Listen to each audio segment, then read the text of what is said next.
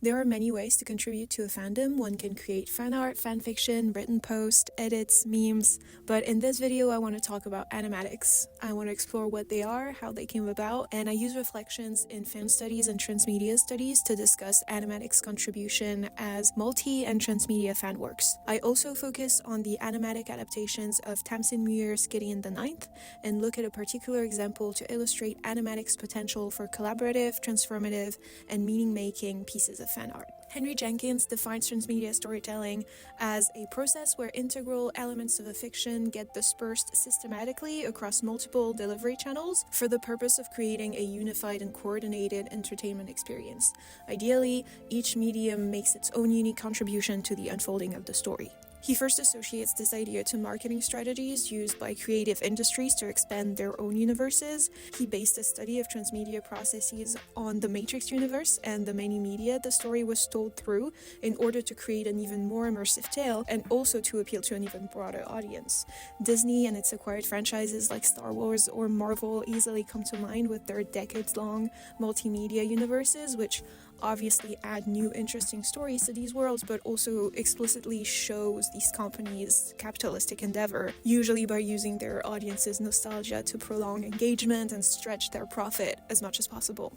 Using Mark Diz's idea, Jenkins explains that transmedia storytelling invites an audience usually made up of passive consumer to become co-creators or active participant in their experience of a particular work. In conversation with that idea, Melanie Schiller, in her chapter Transmedia Storytelling, adds that this process may also be easily associated to fan work, noting that fans, as active participants, are agents in the creation and negotiation of the meaning-making of popular cultural texts. I'd like to apply these ideas to the creation of animatics.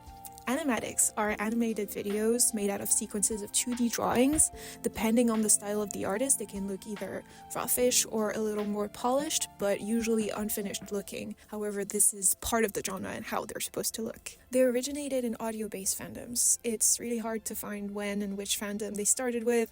The oldest animatics I found already span a wide range of genres, but with a clear majority of video or podcast conversations and role-playing games. However, the fandom that really popularized them are musicals. Given the expenses involved in buying a ticket and then going to New York to see the show, musicals are not as accessible as other entertaining medium, and fans have to rely on what they've seen on social media and what they've been told about the staging, the costumes, and the dialogues in between the songs.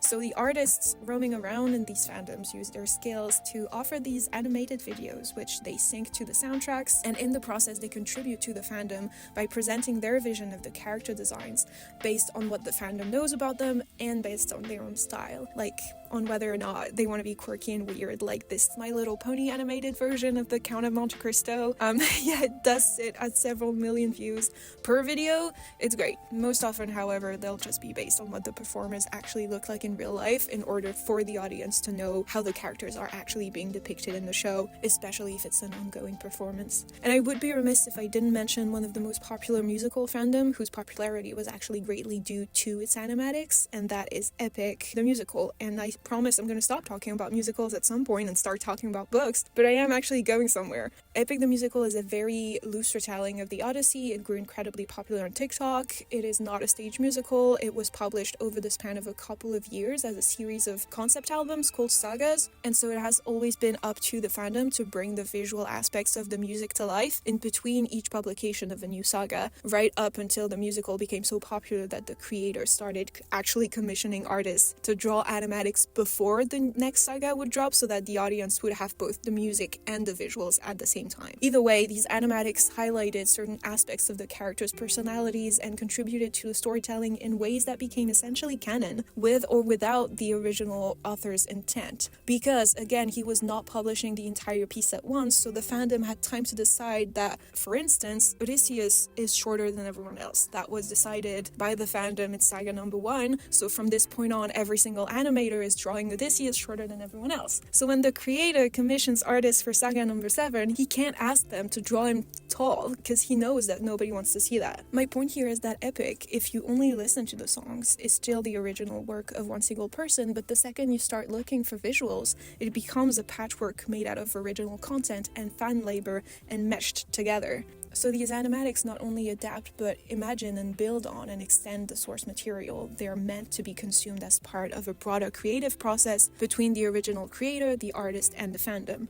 It's that transmedia and collaborative aspect of animatic making that scholar Dan Hassler-Forrest mentions in his book about what he calls transmedia world building in the particular genres of science fiction, fantasy, and their fandoms. He writes that what fans add creatively is a continuous hybridization of fantasy and sci-fi story worlds. Fan culture thrives on the imaginative work of crossovers, mashups, and creative appropriation. The many forms of mashup culture that have emerged over the past decades attest to this continuous hybridization of fan text and collaborative creative production.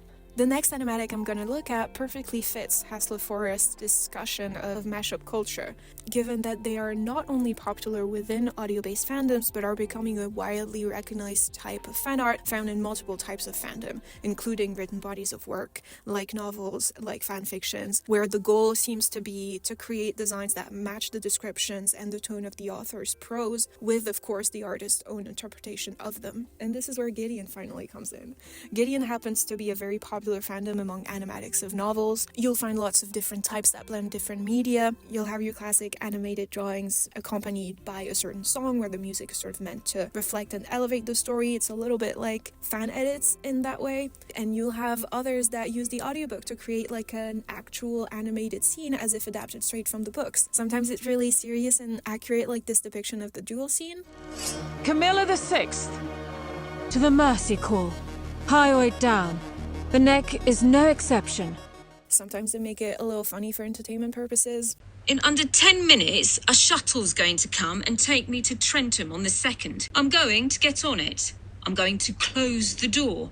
I'm going to wave goodbye. And for this video, I wanted to focus on this one particular animatic called Take Me to Church, but it's epic, and yes, it is actually a Hosier cover. It was uploaded on the singer's YouTube channel. She's called Renary, and it was drawn by Cadence Lewis, who has only been uploading Gideon animatics on her own channel. Renary's style as an artist seems to be very fandom driven. She likes to rework the instrumental of the songs she covers to create a different mood that she then associates with a specific fandom. She also has this trend of videos where she slightly rewrites the lyrics to make the song gay, which is really funny and very on brand with the fact that she likes the Lothian series. So Renary collaborated with Lewis to create this animatic that adapts the entirety of the novel in chronological order by retranscribing key scenes from the book while having the visuals match the rhythm and the lyrics of Hosier's song. I'm not gonna play the entire thing, but just the climactic bridge and the last chorus that align with the end of the novel.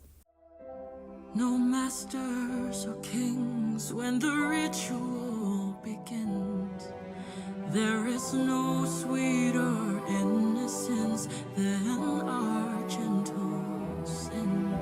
In the madness and soul of that sad, ugly scene, only then I am human, only then I am clean.